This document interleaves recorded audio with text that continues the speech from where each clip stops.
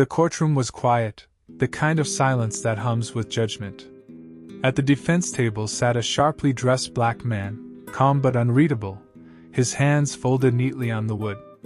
Across the room, two uniformed officers leaned in toward each other, whispering with smirks on their faces, their eyes darting toward the man on trial. One muttered under his breath, "Probably another street hustler trying to look important." The other snorted, "Yeah, look at that suit. Like it's gonna save him." The judge had not yet entered. The jury shuffled in slowly. Spectators whispered, some curious, some skeptical. The man on trial, though quiet, carried a presence that made even the reporters in the back row sit up straighter. Still, to the two officers watching him, he was just another defendant. Another case. Another day. They had no idea who he really was, or what they were about to find out. This wasn't just any man. And this wasn't just any case. To the world outside the courtroom, the man seated there had another identity, one that would shock everyone in that room. But he said nothing. Not yet. Because he had a plan. He'd been watching, listening, taking notes on everything. Not just the case, but how he was being treated. How the officers spoke to him, how they looked at him with assumptions they didn't even try to hide. What no one knew was that this trial was more than a legal proceeding. It was a test. A setup. A mirror held up to a justice system still weighed down by its own blind spots. And the man in the suit? He wasn't on trial by mistake. He had put himself there. As the bailiff called for the courtroom to rise, the judge entered. The trial was about to begin. And soon, the officers who had laughed and whispered would find out the truth. They weren't mocking a suspect.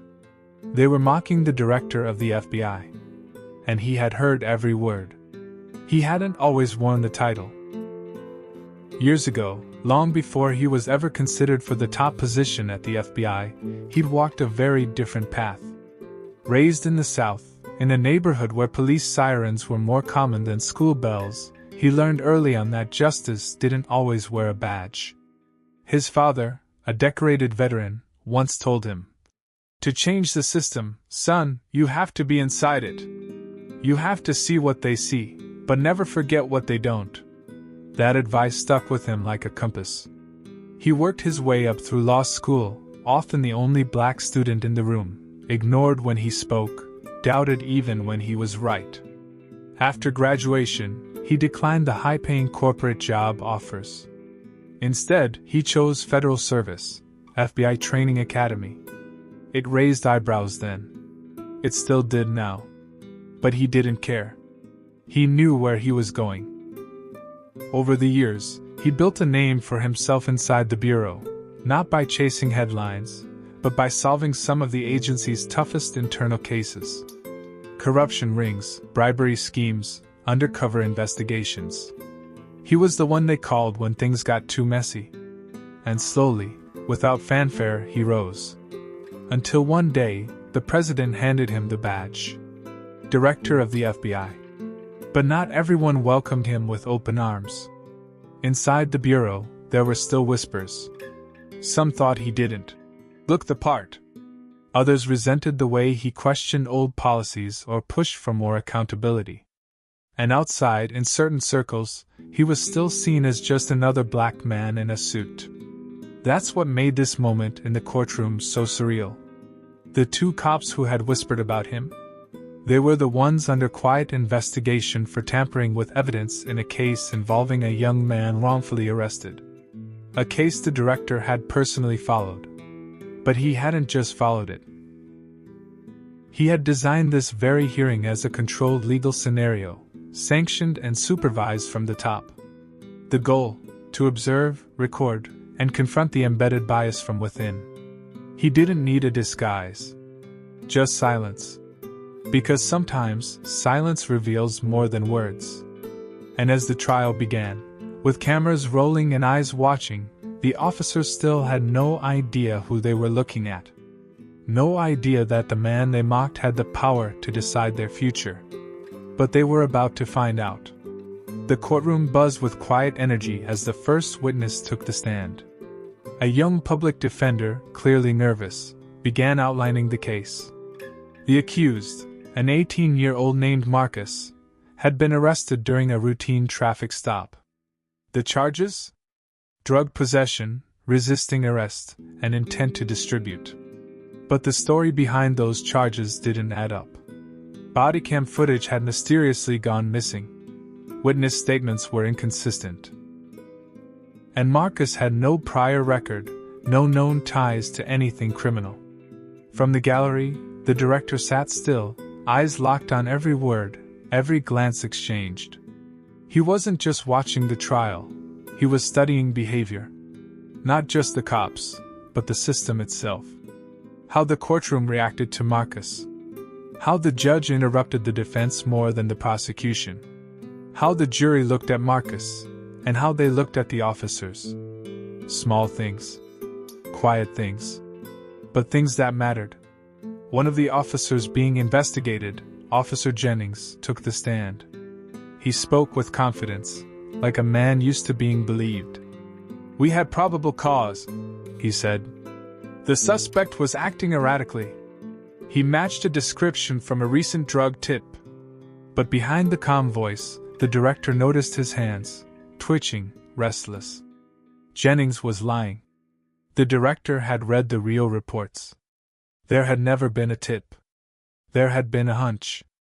And worse, an assumption. Meanwhile, outside the courthouse, whispers had begun to spread. A few reporters had recognized the man sitting at the defense table. One of them, Maya Torres, an investigative journalist, started digging. She had covered FBI operations before and knew the agency didn't move without reason. Why would the director of the FBI attend a local trial without an escort, without alerting the press? What was going on beneath the surface? Back in the courtroom, the judge announced a short recess. The director stepped into the hallway and quietly made a call to his internal oversight team. "Keep digging. Check the arrest records for the last 6 months. Focus on Jennings and Alvarez." His voice was low, firm. "And send me the redacted report on the Jenkins case. I think we're about to find a pattern." At that moment, Marcus's mother approached him. She didn't recognize him for who he was, only saw a man in a suit. "Please," she said, tears in her eyes. "My boy didn't do anything. He was just driving home from work. He never even had a chance." He nodded, not revealing anything. "I believe you." The storm was coming. And the courtroom wasn't ready. By the time court resumed, the air had shifted. The jury looked more alert, sensing that something about this trial wasn't routine. Even the judge glanced more frequently toward the defense table, as if trying to place where he'd seen the quiet man in the expensive suit before. Officer Alvarez, the second officer involved, was now on the stand. His testimony mirrored Jennings almost word for word, too perfectly rehearsed. The director didn't flinch, but inside, every red flag was waving. Behind the scenes, his team had just uncovered key evidence, a previous incident involving the same officers, a young man wrongfully detained, bodycam footage missing, and charges eventually dropped with no explanation. The pattern was clear. The officers were operating under bias, targeting young black men with vague justifications, then covering their tracks. But exposing it required precise timing. And the courtroom was the stage.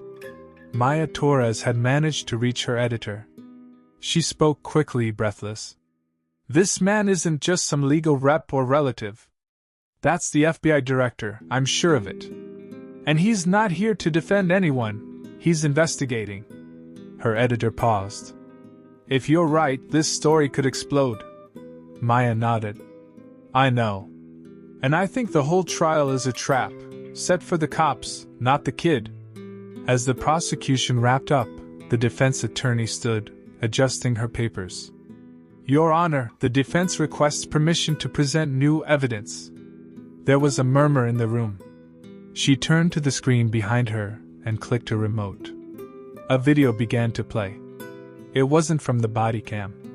It was from a street-facing surveillance camera. Silent, grainy, but clear enough. It showed Marcus standing calmly outside his car, hands raised. No drugs in sight. No resisting. The two officers approached, one reaching into Marcus's back pocket before he said a word. The video cut off there. Gasps filled the room. The officers' faces drained of color. But it wasn't over. The director stood, not as the defendant anymore, but as a witness. "Your Honor," the defense attorney said, "I'd like to call a surprise witness to the stand. He has direct knowledge of this case and the broader investigation surrounding it." The judge raised an eyebrow. "State your name for the record." The man's voice was calm but heavy with authority. "Jeremiah Cole, Director of the Federal Bureau of Investigation." Every head turned. The courtroom froze. The officers didn't blink. Didn't breathe. And the real trial was just beginning. The silence after those words, "Director of the FBI," felt like it could split the walls. The judge's gavel struck the desk once, sharp and fast.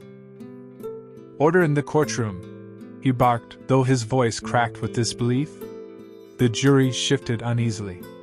The reporters in the back scrambled, already whispering updates into their phones.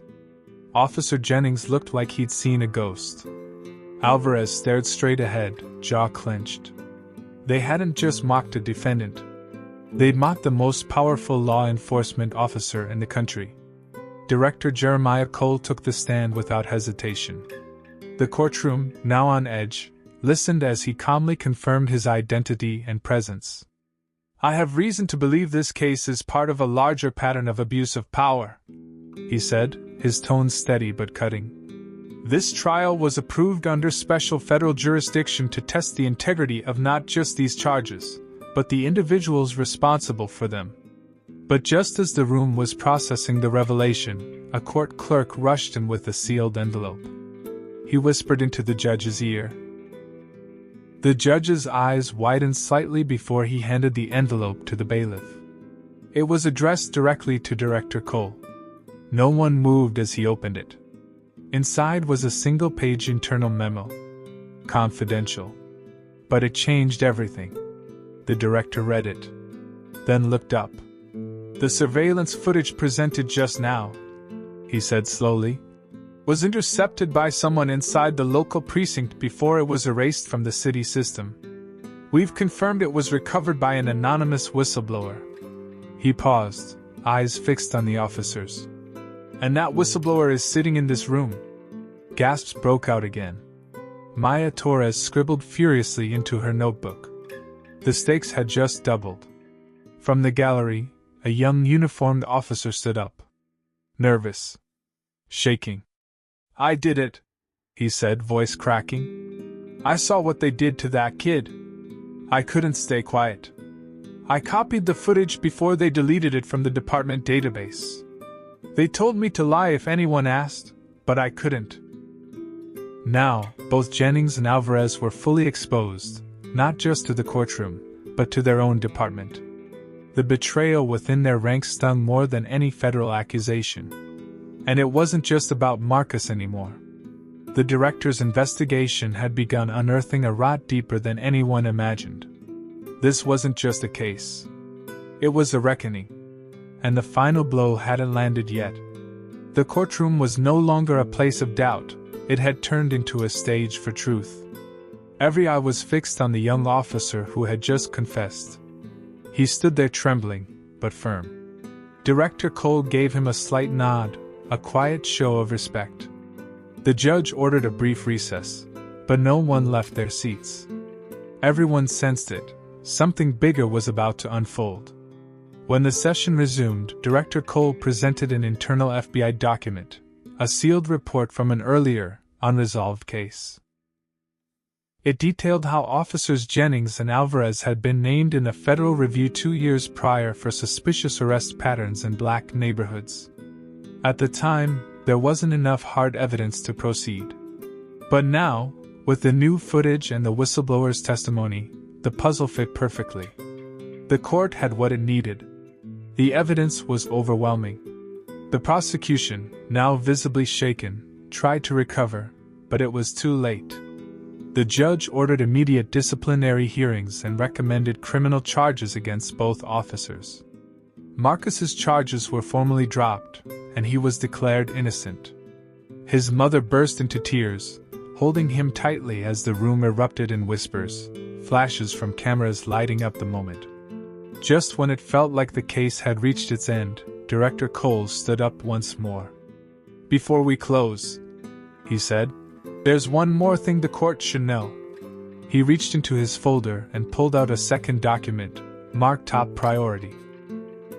He handed it to the judge. The judge read it, then stared at Cole, visibly stunned.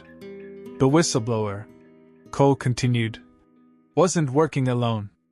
This entire operation, this courtroom, this trial, was a controlled environment. Monitored not only by the Bureau, but by an independent oversight board." He turned to the back of the room, where a small group of unfamiliar people stood up. "These individuals represent the Department of Justice's Special Review Task Force. Their presence here has been classified, until now."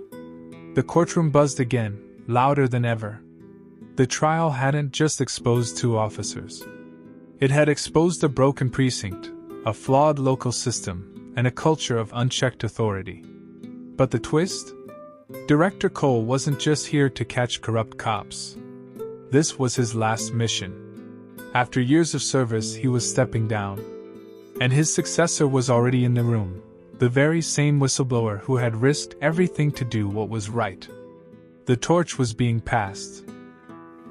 Not just to a new leader, but to a new kind of justice. As the room slowly emptied, the air felt lighter, like the truth had cut through something heavy that had hung in the courtroom for far too long. Officer Jennings and Alvarez were taken into custody, not with the arrogance they had walked in with, but with the quiet dread of men who had finally been seen for what they really were. Their badges, once symbols of power, now felt like weights dragging behind them. Marcus stood beside his mother, overwhelmed. His name was cleared, but the emotional damage would take longer to heal. Still, he looked toward Director Cole with a kind of quiet respect. "Thank you," he said. Cole placed a hand on his shoulder. "You shouldn't have had to go through any of this. But your case will help make sure fewer kids have to." The courtroom janitor, who'd watched everything from the sidelines for years, approached Maya Torres outside. "First time I've seen real justice in here," he said. She nodded, already preparing her notes. Her article would go live that night, titled, "When the FBI Director Took the Stand to Stand for Justice." It would trend across social media and spark citywide conversations about police reform, accountability, and racial bias in the legal system. Inside the courthouse, the young whistleblower sat quietly, waiting for Cole. "Why me?" he asked when the director returned. Cole smiled. "Because you saw wrong and didn't look away. That's leadership." He handed over a sealed envelope. Inside was a formal letter, an invitation to advanced FBI training and a mentorship program for high-integrity recruits. It was more than a career move. It was a statement: real change comes from within. As Cole stepped outside for the last time as director, the sun had already begun to set. He looked back at the courthouse, then out at the crowd that had gathered. Phones were out, people were watching, waiting, hoping. Not for a show, but for proof that justice could still mean something. The case that started as a local arrest turned out to be a national lesson. A reminder that assumptions can be dangerous, power must be checked, and integrity, when it shows up quietly, can shake the very foundation of a broken system. And as the doors closed behind him, Director Cole didn't just leave a title behind. He left a legacy.